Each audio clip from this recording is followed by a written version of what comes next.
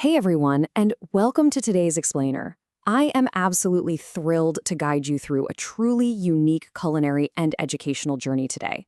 We're going to be diving right into the fascinating concepts from Project 6, which is all about cooking without fire. Whether you're a seasoned home cook or, someone who has barely stepped foot in a kitchen, this explainer is going to completely flip how you think about food prep, teamwork, and even event planning, all by taking the heat entirely out of the equation. So let's get right into it. So let me ask you something right off the bat, and it challenges basically everything we think we know about making a meal. Can you actually cook without fire?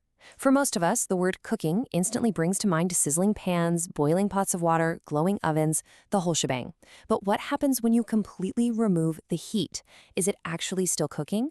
Well, spoiler alert, the answer is a resounding yes. And honestly, it opens up a whole new world of flavor and nutrition. To make sure we capture all the fantastic insights from this project, here is our roadmap for today. We're tackling this in 5 clear steps: why cook without fire, kitchen tools and safety rules, planning your no-fire menu, hosting the food mela, and finally, reflection and waste management. Let's jump straight into Section 1, why cook without fire, and discovering raw nutrition. Now, you might be wondering, why skip the stove altogether? Well, high heat cooking definitely has its place. It's great for killing germs, changing up the texture, and it can obviously make things super tasty. But, and this is a big but, high heat also breaks down a lot of vital nutrients.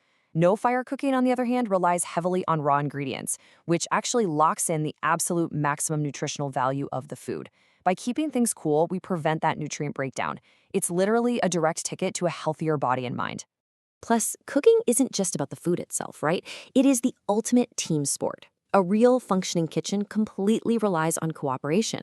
You don't just have one single chef doing every little thing.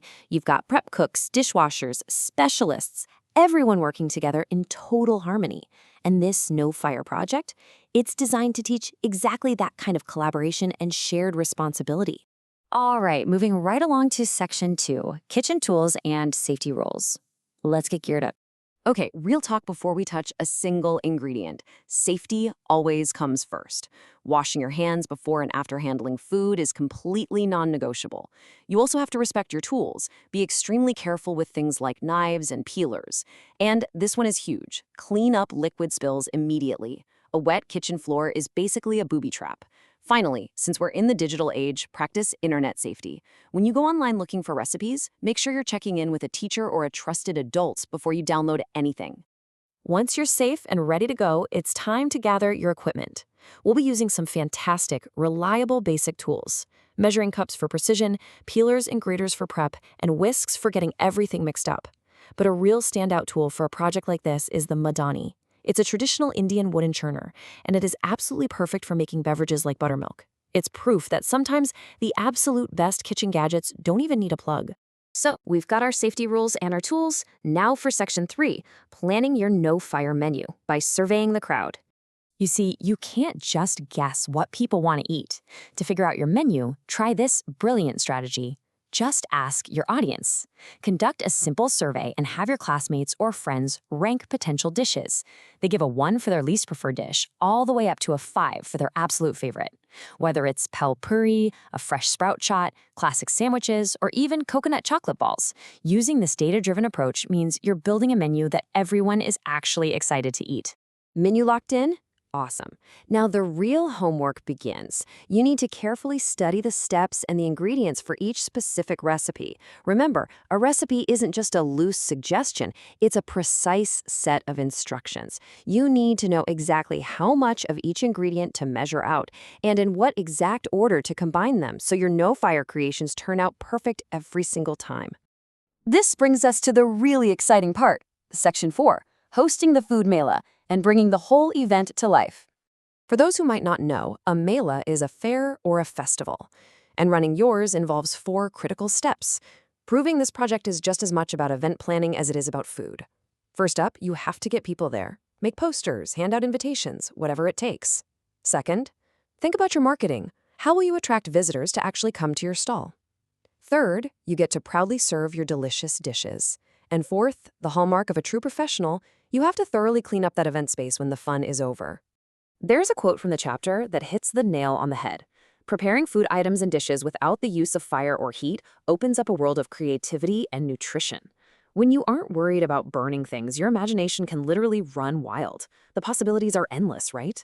From mixing up refreshing, nutrient-packed smoothies to inventing completely new, flavorful dips for your raw veggies. It's a game changer. And that brings us to our final stop, Section 5, Reflection and Waste Management, or Handling the Responsible Aftermath. The project isn't truly over just because the plates are cleared. A responsible chef knows that managing waste is just as important as the cooking itself. We have to dispose of food waste and leftovers in an environment-friendly manner. That means separating wet waste, like fruit peels, from dry waste, like packaging. It also really challenges us to think creatively. What can we do with leftover, untouched food? Simply throwing it away should definitely be our last resort. When you look back and map out your timeline, you start to realize just how much planning goes into a collaborative effort like this. Breaking it down into periods, planning your menu, gathering your tools, hosting the mela, and finally cleaning and reflecting, it really teaches you project management. Great results take coordinated time and effort, for sure. Once it's all wrapped up, take a breather and reflect on the whole activity. Ask yourselves the tough questions. What did you genuinely enjoy doing? Did you run into any issues working with your team? And more importantly, how did you resolve them? Maybe you even learned a cool new trick for measuring ingredients from a classmate. It's all about figuring out what worked great and what you might do a little differently next time. So, I'm going to leave you with a thought to chew on, a challenge to take this experiment even further. Do you think you could prepare an entire, nutritionally balanced meal without using a single spark of fire? After looking at the tools, the teamwork, and the incredible benefits of raw foods in this explainer today, I really hope your answer is a big, resounding yes. Thank you so much for hanging out with me to explore Project 6. Stay curious, stay safe in the kitchen, and I'll catch you in the next explainer.